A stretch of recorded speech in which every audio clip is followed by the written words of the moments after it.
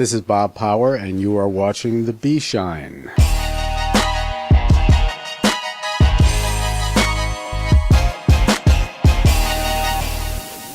My first introduction to pop music was actually, I feel very fortunate in that I saw the 50s. I was very young, but I saw the 50s, and the 50s was like in black and white, just watching like television then.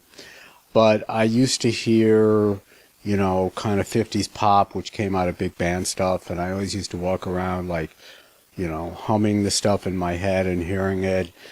And then in the early 60s, obviously, in New York, radio started playing early rock and roll. I mean, I remember Be My Baby, the Ronettes, The Lion Sleeps Tonight, which is a really fantastic track, and the production on that track also.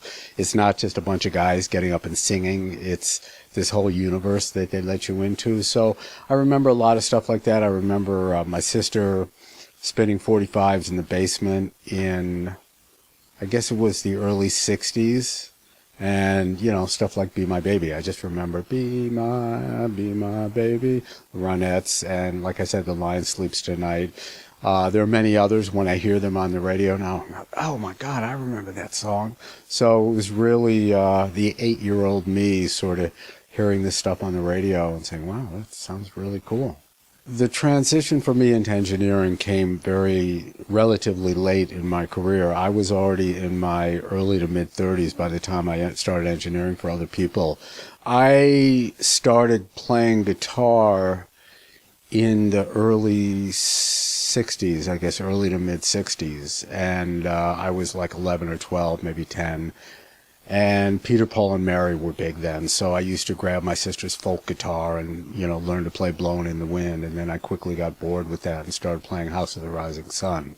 I played in bands through high school, played very badly by ear, but really, you know, turned up loud and took drugs like everybody else. And then during my undergraduate career in college, I played an R&B circuit around St. Louis fundamentally with black bands in a black circuit, and that's where I was always into R&B, but that's where I really got my hands on a lot. But I studied classical composition during the day. I didn't know what else to do with myself, and the college, they didn't have a jazz department, but they had a classical music department, so I studied that during the day and played like, you know, Chitlin circuit kind of stuff at night. And like I said, until my mid-30s, I was pretty much a working musician, taking every lousy gig you can imagine. I have entered through every kitchen you can imagine. I have left through every back door you can imagine. And if I was lucky, I had $15 in my hands.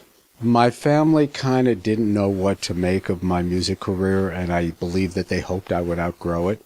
When I committed to being a music major before I went to college, my family was not happy because I didn't really write music then. I just said, I don't know what else I want to do, so I guess I want to do this.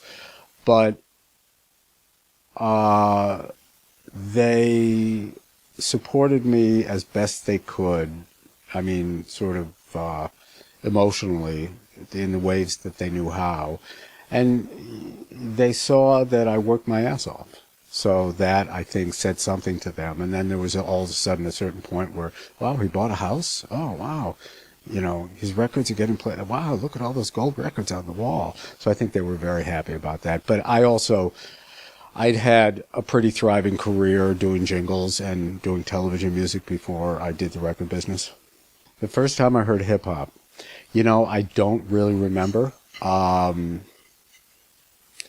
There are certain pivotal points in my music listening universe that I remember very well, one of which involves Otis Redding. But I don't actually remember the first time I heard hip-hop. You know, at the time, I mean, early hip-hop, it was 808 drum machines. It was boom, ka, ka, ka, ka, ka, ka, ka, boom, ba, da, da, da, da, da, you know, and everybody rhyming on top of the beat. So it's funny, I don't remember. It was probably in the studio, and I was probably engineering, and people came in with stuff. And as far as I was concerned, if they were decent people and into what they were doing, I was going to find a way to try and make that happen. So I don't really remember the first time I heard hip-hop. I will tell you that there's a record called Otis Redding Live in Europe, and I believe it's long out of print.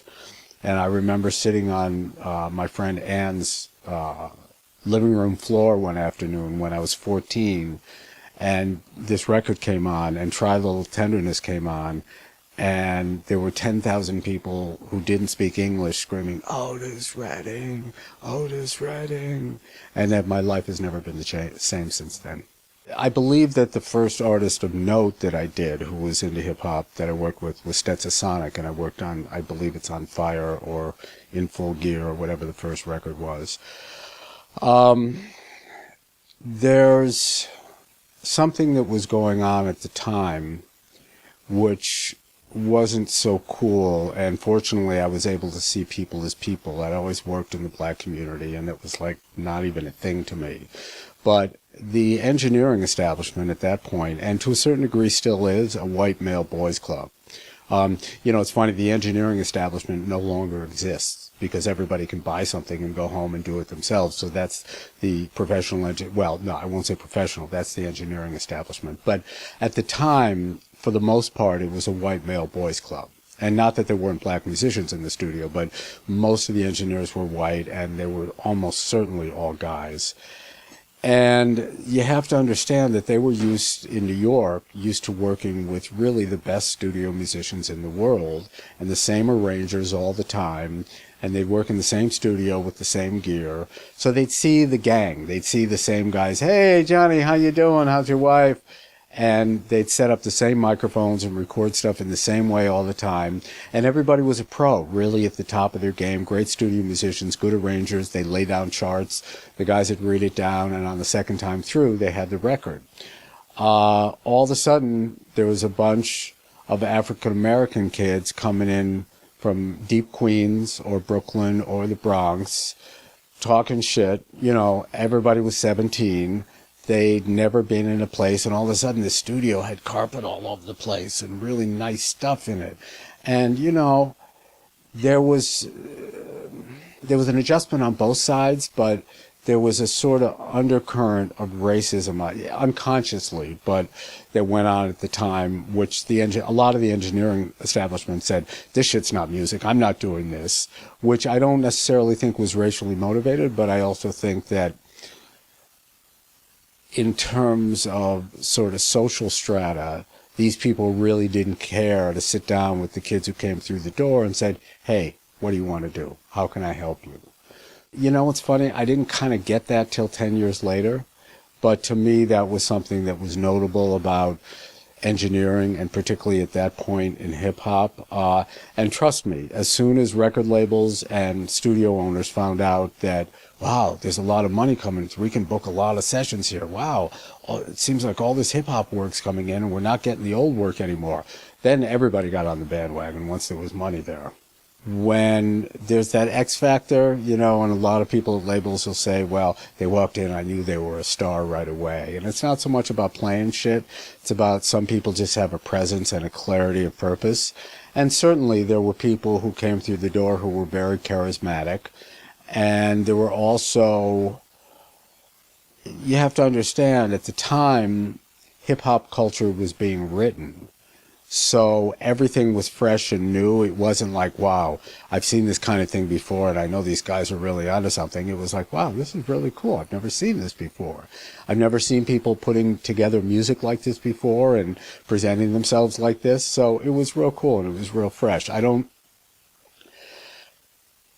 The people who we know as being successful in the field all have a great talent when they get on mic, which is really taking hold of being the center of attention and knowing what to do with that. And whether they whisper or they shout, they all know exactly what to do with it. The thing I'm most proud of in my career, and this is a constant challenge, is to try and be a decent human being and to try and treat everybody the same, whether they're famous or they're not. So if I have gotten close to that, that's fine, and I will continue to try to get close to it. There's a couple of records, there are many records, almost every record I've ever worked on, I'm very proud for having been involved with that. But those records are about the artists, and they're not about me, so my pride doesn't really enter into it that much. I'm gratified that I was able to help them along their way.